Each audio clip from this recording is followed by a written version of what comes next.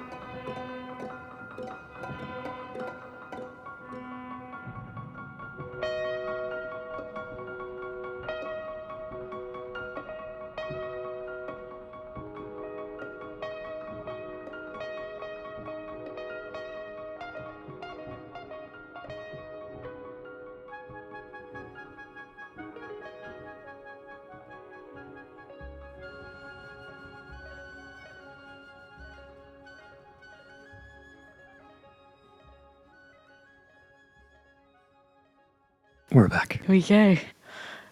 I feel like there's sort of like at least two what do I mean? Tracks happening in my head. There's or maybe like two films or something. One of them is like what it looks like, who's playing what and what that looks like, and one of them is the music and what that looks like, or what it's sort of describing, or the story it's telling. And my brain just sort of hops between sometimes both at once and sometimes separately. And it's quite interesting. Yeah, because I feel like I've been getting more into not seeing the musicians, or not necessarily feeling like I want to be watching the musicians playing. Like most of the time, or most of my life, I just really want to see what everyone's doing. And recently I feel like, well, obviously when you're listening to records, you've got to do it. That's you've got no choice. Yeah. But like at concerts, I sort of don't mind if I can't see what people are doing, or if I shut my eyes or whatever. It feels really good. It's a different type of experience. And I think as well, listening to music like this as well is like when you can't see it.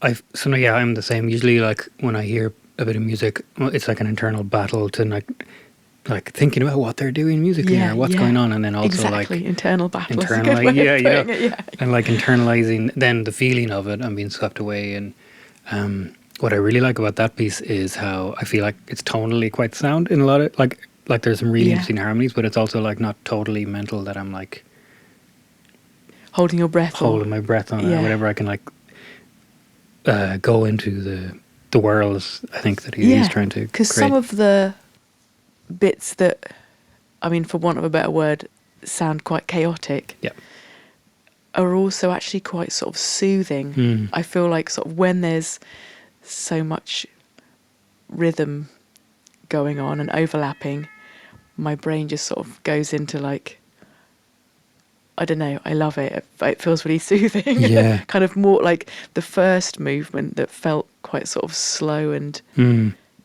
sort of edged its way. It was really it's quite a physical experience listening to it, but it didn't feel particularly, for me anyway, super soothing. And then as soon as like there's sort of like more rhythmic or like percussive elements, my body just sort of like relaxes and sort of feels, I don't know, I feel like my body enjoys that. I feel like that piece has so many cycles in it, like repeating, and the repeating things were really cool, and I thought he uses them amazingly for like I'm imagining all the little woodland creatures and stuff and the growing nature, and there's like I feel like there's a real like sound of the forest and the ecosystem and things thriving. Because it feels quite sort of fractal as well. Like I was sort of imagining sort of bacteria kicking off and like sort of cells dividing, but I was also imagining sort of like a forest floor and like that sort of ecosystem. But then I was also imagining just like a human settlement and like that as an ecosystem. It just feels like you could sort of keep zooming out.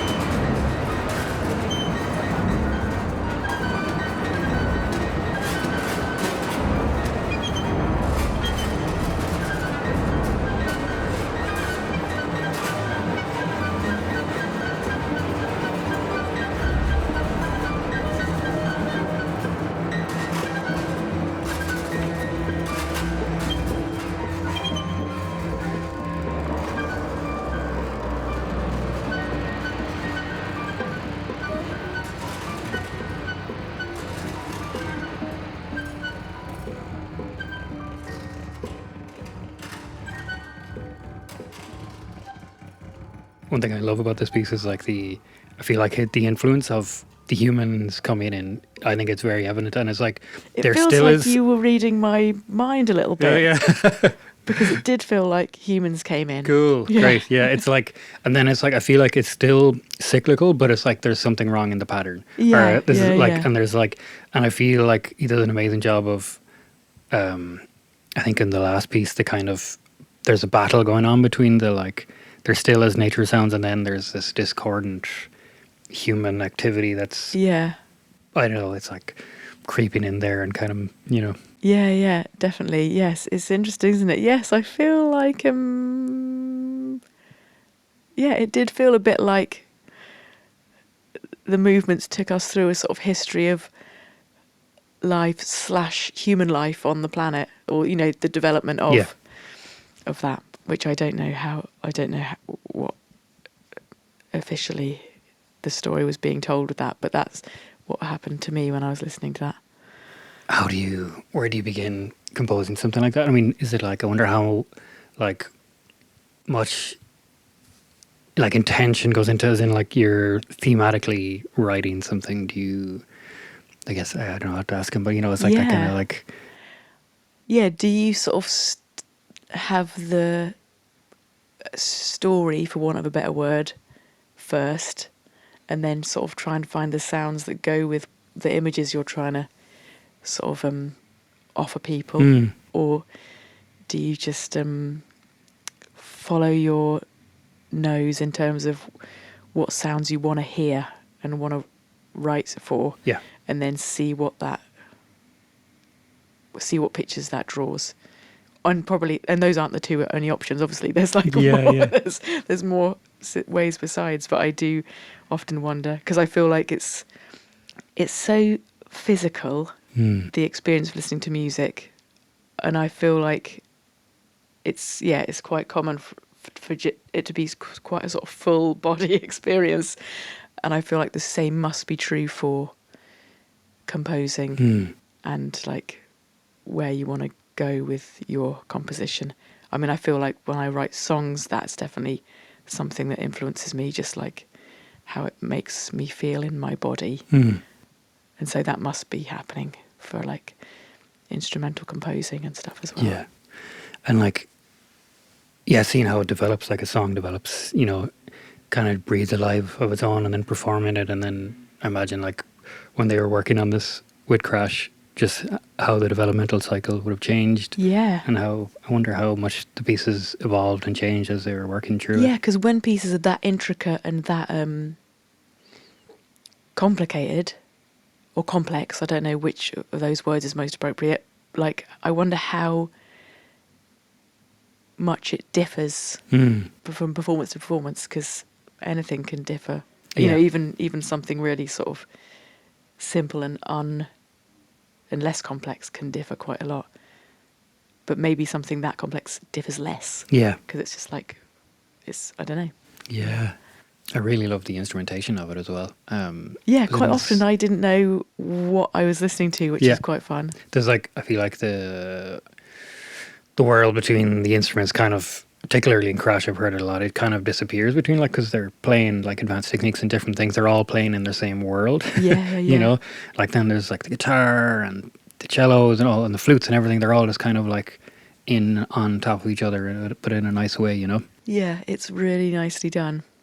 It's amazing how like music can just invoke those things in nature or in the sounds. Yeah, definitely, because I mean the way he described it was exactly what we heard. Yeah.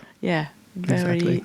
It feels like the sort of listening equivalent to like someone's excellent drawing. Yeah. You're like, that's exactly what it is. Good job. You did the thing. Yeah, really, really nice. Yeah, very. And sort of, it's funny because although like the first bit was possibly the most, well,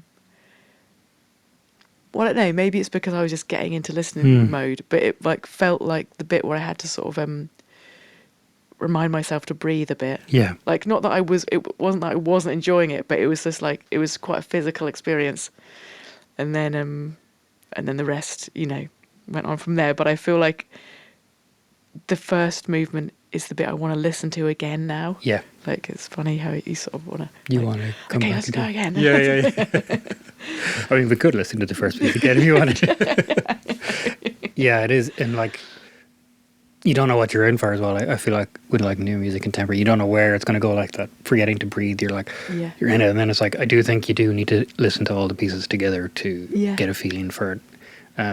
To really sit into it. Sometimes like when I do some of the listening group stuff, I've never heard the pieces before, and I bring in people who've never heard anything, and then you're like, oh my God, what are we in for? You know, you're like, that's like, great though. I feel like okay, you guys, you're okay. Good luck, everyone. Yeah. What are the most extreme reactions you get when you do the listening groups? Primarily, it's like amazing. People, honestly, it's like, even sometimes it isn't about the music, it's just being invited into the spaces. That's like the primary, most amazing thing that I do, is that just bringing people into these spaces, that is really great. But some of the people that I brought in, like people from, like, say, from refugees from Ukraine and different places. And I feel like most people who don't have like English as their first language have the most poetic and descriptive ideas of how they describe the music. Really beautiful stuff of like their imaginations, and also how sometimes how it processes things come up for them, and they see their whole lives. And that must be really amazing too. Yeah, it's amazing. You never know what you're going to get when you just open up the space to sit down and talk about music. Exactly, you know? Welcoming people in, and also just making the space to listen to music, because I don't feel like we do that enough, really. Like, often it's on in the background while we do something else, but like I remember being a teenager, I would just listen to music. I just would allow myself the time to listen to music, and these days it feels like a little bit too much of an indulgent use of time, but it's so valuable. It does help us process stuff, definitely, particularly like when we work in the music world, it's so important to I don't do it enough as well, like just to sit down and like, it is like when I was a teenager, it was like consuming music in a way, you know. I mean, it's like just really yummy. It's just maybe just like out of the work environment or something. It's like, but then it's just really good to just like, that's why it's been really fun doing these things, because you're like, let's just sit and listen to a bit of music and have a chat about it, you know. Also it's quite nice just the sort of experience of listening with someone else, because that doesn't always happen either. Often, you know, chatting happens, or you're just listening to something on your own, but it's really cool. I think people should dare themselves more to listen to music together. Amazing. Well, thank you so much, Kate, for doing this. It's been a pleasure. It's been so nice to be in Paris. Well, only a few hours in at this stage, but I'm delighted to be here. And many more good things. Thank you so much. Nice one. All right. Aleksandr Nisse's Pleonexia is available now on Crash Records. The title music was taken from A Chell by Ed Bennett. Visit crashensemble.com for more information. Thanks for listening.